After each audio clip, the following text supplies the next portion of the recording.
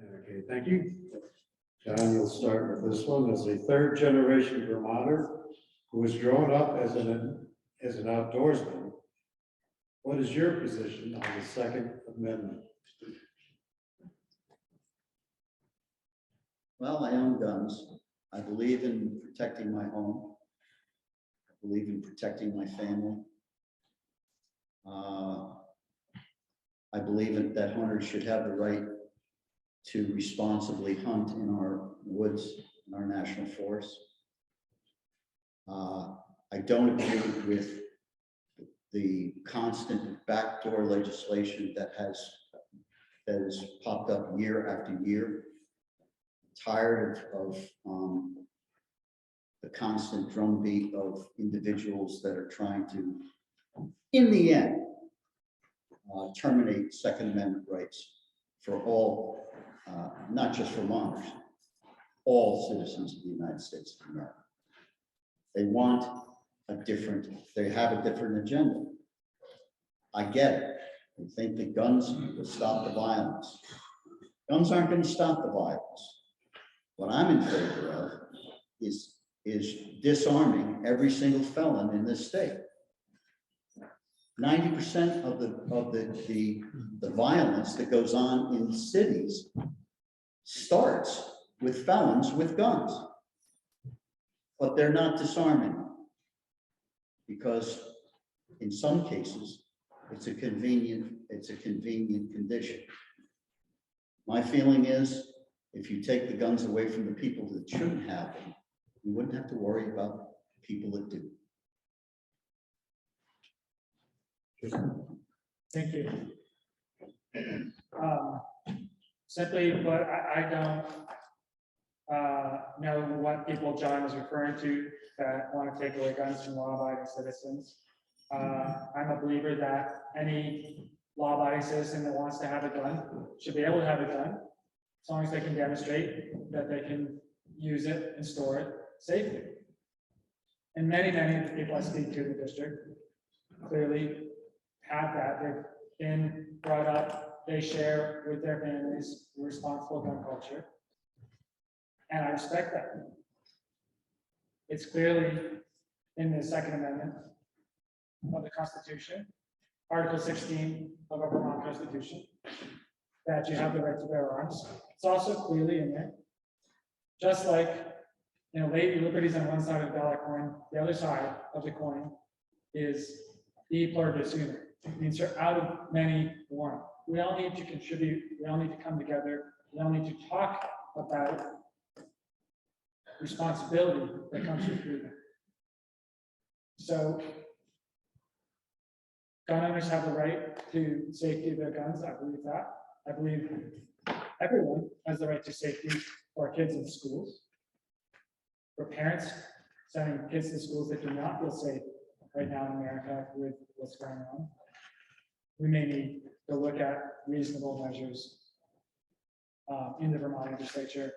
I would be open-minded on these measures. With this topic, it is very clear that the wording of any proposed legislation matters a great deal. When I'm talking to various voters and we can't agree on, there is not, different people have different definitions of what is semi-automatic, what's an assault rifle. This comes down to specific wording, specific intent, and I would just be closely within that with an eye to representing diversity of lifestyles and viewpoints in the district.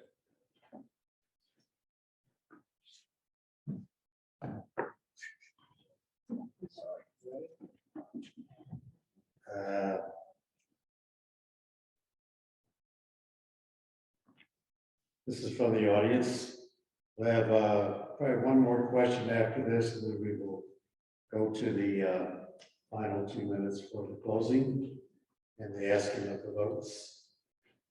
So Vermont needs to maintain and increase our younger population immediately, as we will soon have the oldest population. What? I know it's a shock. That's questions.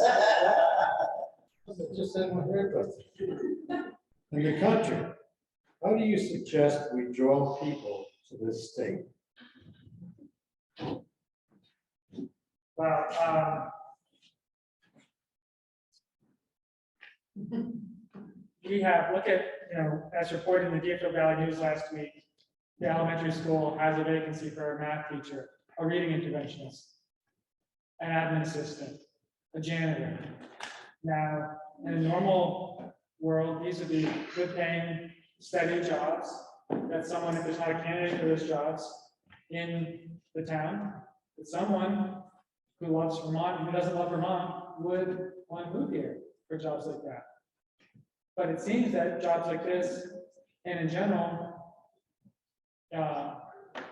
many kinds of positions, many kinds of roles in the community are hard to fill right now. With people, especially young people, workers aren't showing up. So why is that? Clearly, housing is a big part of this, and housing is going to be one of the things I've talked with her most about. It's going to be on the agenda next year. We don't have enough housing, and it costs too much. So I think we need to look at that from all angles. One angle, it's already been approached, and we're going to be looking at trying to get rollout to constituents this next year, is funding for renovating accessory dwelling units in homes so that there can be more long-term rentals in America. I would like to look at not just, and the topic in the Valley very frequently short-term rentals, and people want to look at putting taxes or fees or some restrictions on short-term rentals. I would personally like to look at why building owners or developers are choosing to put housing stock in short-term rental versus a long-term rental. Profit is just one part of it. There's also risk issues and flexibility issues where it is difficult for a landlord to rent long-term to tenants, knowing that the risk profile for bad tenants is much higher in that situation. So this is the kind of thing I think we need to look at housing systemically in our economy and look at other ways of creating a more sustainable, family-friendly economy that welcomes everyone, that is survivable already where the Vermonters, I talked to them were leaving. Thank you.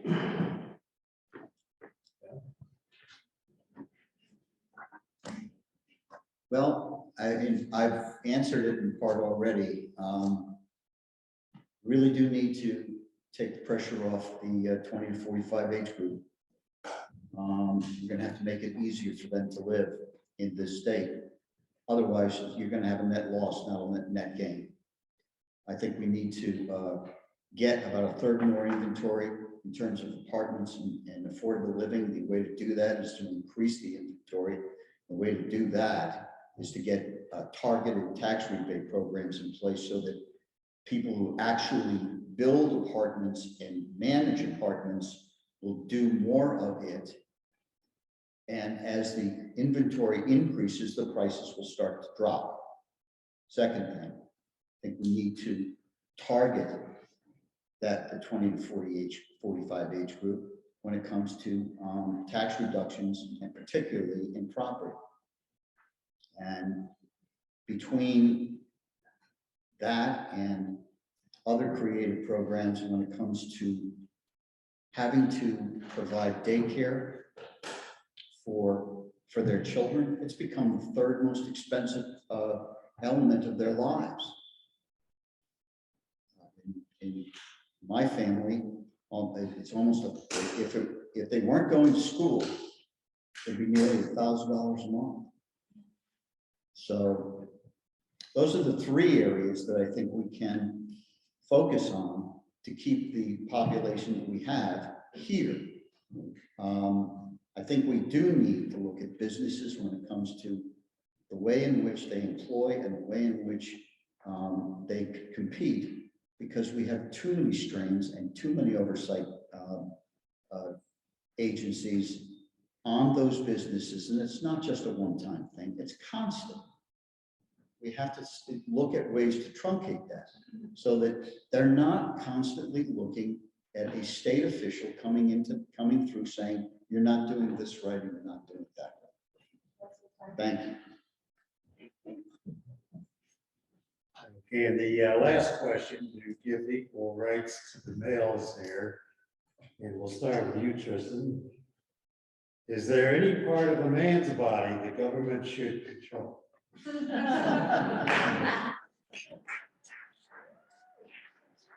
Well, when I was 18, I signed up for selective service. And I have my draft card.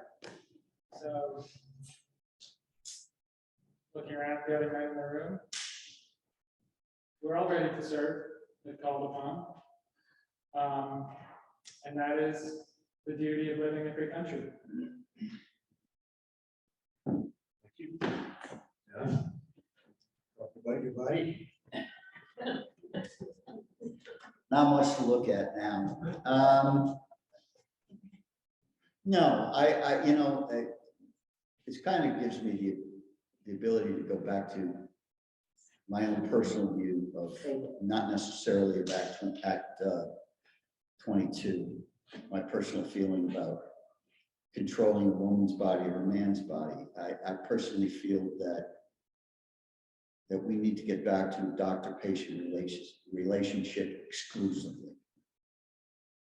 There is no, by the way, law in any state in the union that if a woman needs a procedure or a man needs a procedure, now let's take the third trimester, the doctor thinks that the life of the mother, the life of the child is in danger, they are able to do this under the doctor. Yes, that's true. Not one regulation anywhere in any state that restricts a doctor from working with a mother in the doctor-patient relationship.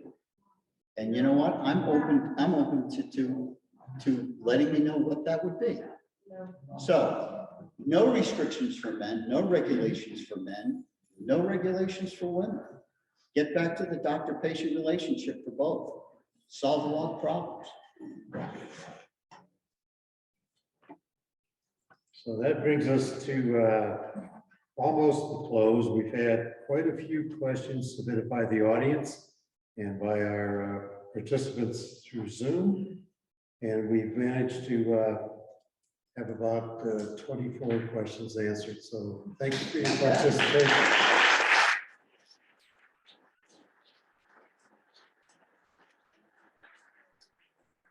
We certainly couldn't do it without you folks. So now each candidate will have 2 minutes for their closing statement. And then we will thank you accordingly. Tristan, since you started, you can finish the start. Thank you, Joe. I love Vermont, and that's why. I love the land here. I love the people. I love just nothing more than walking around, walking out my back door, walking into my land, exploring. And every time I do it, I learn something new. And it's the same with the people. Every afternoon I go knocking on doors.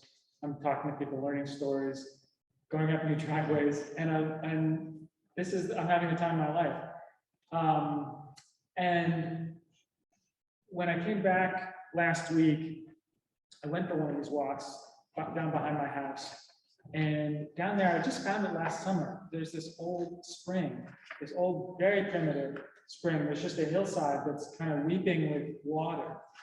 And I noticed last year that there were these two stones set apart by about a foot on a broad, flat stone they're sitting on. That cold, fresh water trickles over. I've noticed this year, the year of drought, all through the summer, fresh water's been trickling over this stone. There's a cap that keeps the reservoir safe.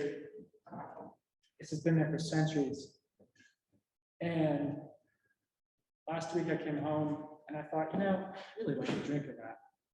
It just looked so good. So I took my hands, got nutty, took the decades of leaves and mud out of the basin of this spring. And I sat there for a few minutes, let it settle. And then I had a drink. And I thought, this is Vermont, and this is the Vermont that I am running to represent. You go to the land here, you go to the people with a thirst and a hunger, and you come back nourished. You go to neighbors with a need, at a dire time like Irene, at a time right now when the national mood is very stressed. You go to the neighbors with a need, with a discussion, and come back nourished. And that's the Vermont that I see, and that's the one I would want to represent. Thank you. So more about me at tristanroberts.org. Ask for your vote November 8th. Thank you very much again for being here. This kind of care for this spring, that's what we're doing here tonight, and I appreciate it. Thank you.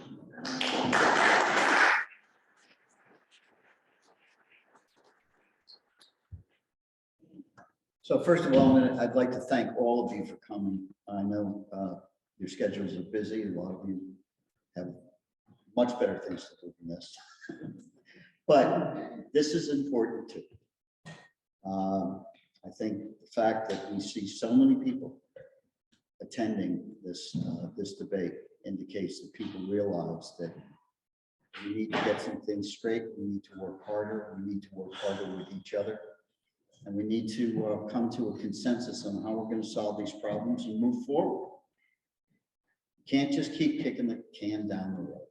We've done that with a lot of different issues. We've done it with education. We've done it with communications. We've done it with taxes, taxation. We've done it with the pension fund. I don't know how many people that are in the pension fund are scared to death about the pension fund.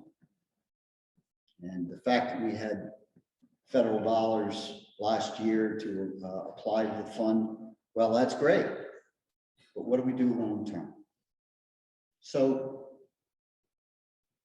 the only reason I really want to work hard and apply everything that I've learned over 50 years in many different business and fundraising and political settings, I've had a lifetime worth of lessons, is because, this state is very special to me, but more importantly, the relationships that I've developed, I have in this community over the last 30 years are even more important to me.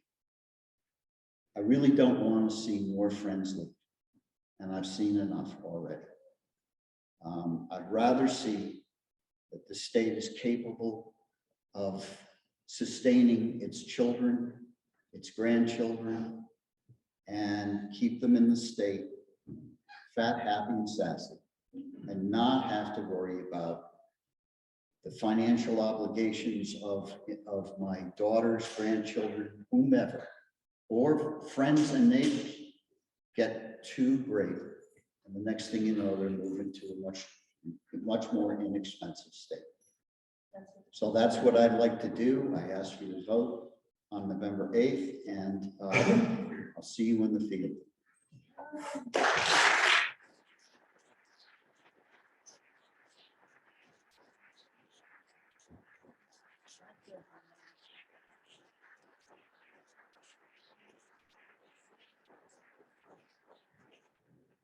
Ladies and gentlemen, we're ready to schedule that. Thank you very much for attending. Thank you. I'll be right back. I have one thing to do.